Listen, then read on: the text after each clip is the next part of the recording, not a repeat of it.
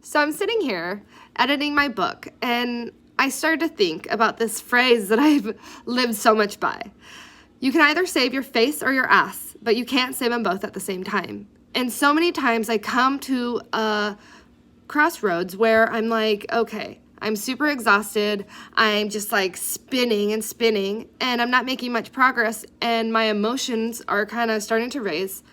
And I ask myself, am I trying to save my ass right now, or am I trying to save my face? So many times I notice people getting caught up in what it looks like, or their presentation of it, or what people think. And that's not really the issue. The issue is that we have a fear about looking at ourselves and being honest and authentic with kind of where our mistakes are being made and how we can change them. When you start to change it and look at it like that internally, it really creates a lot of empower for you. And that empowerment creates motivation, and it then turns into momentum. And so things get easier.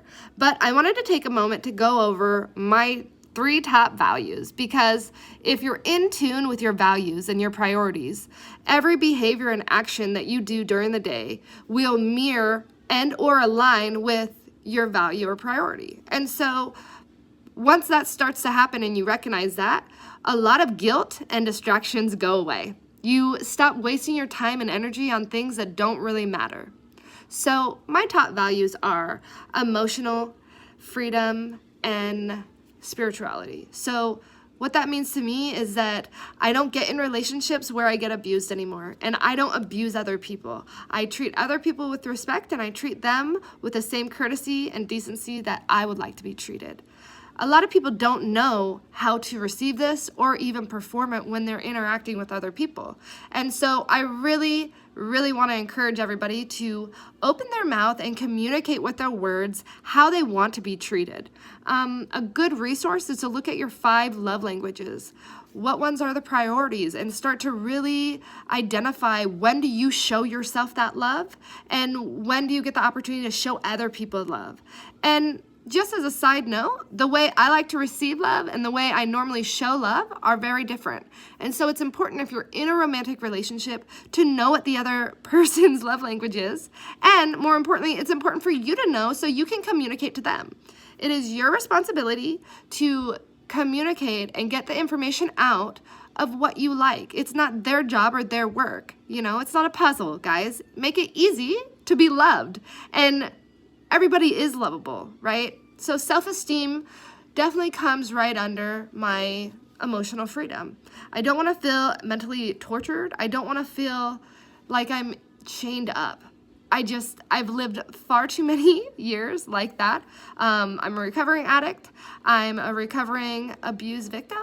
And I really strive to communicate what I've been through, where I'm at, and how I've gotten to be where I'm at today, because that is the proudest moment that I've accomplished, I think, is changing the way I feel inside, and that reflects what goes on outside.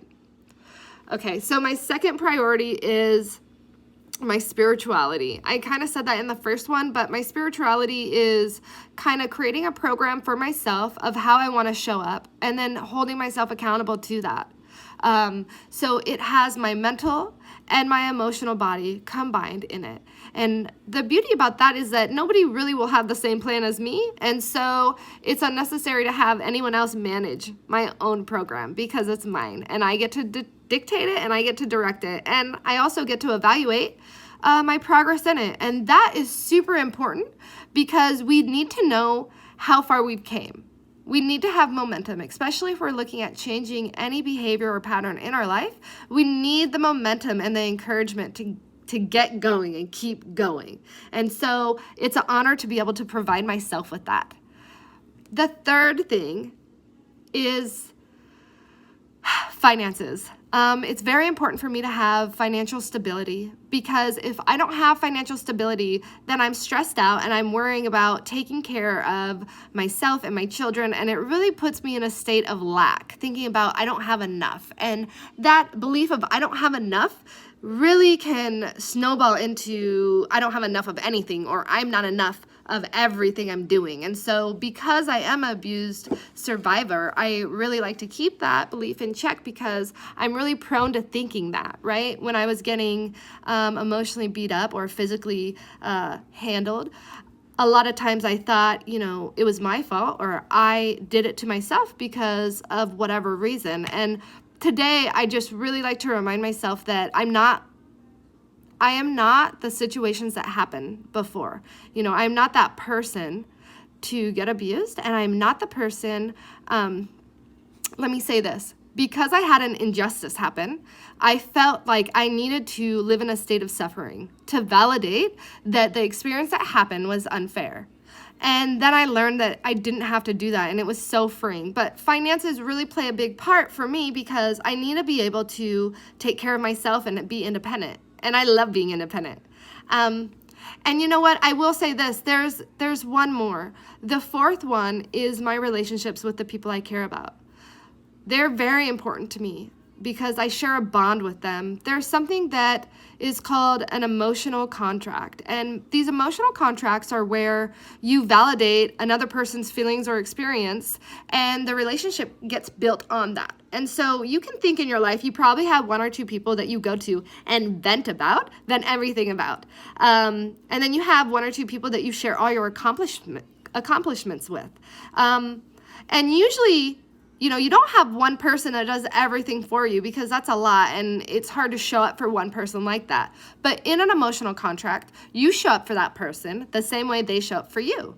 And so these emotional contracts and these relationships that help me move forward allow me to help other people move forward.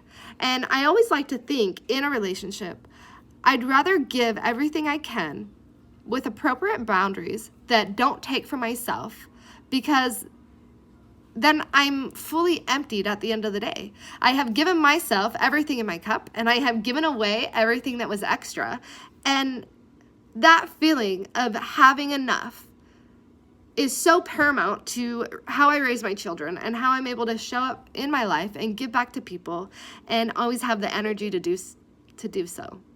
Anyways, this video is getting a little longer, and I hope that helps someone. Like and share the page. This is new to me, so if you wouldn't mind, I'd love the support. But then it also shows YouTube that I kind of know some shit. And so this message is not necessarily to boost my ego. And if you found the message useful, then it's for you. But if you didn't, I'm thinking someone in your life could really benefit from this message. So many times when I was trying to escape my abused relationship, I looked for answers and help about my internal state and about my thought patterns. And I couldn't get out of it. I couldn't find the resources. And so I'm hoping, my intention is to become a resource for those women out there who are really struggling, or who think maybe there's an injustice that has happened to them, and they're deciding that they don't want to really suffer the rest of their life. They'd like to heal that and move on. And I want to help them. So I would love the support, and I hope everybody has a wonderful day.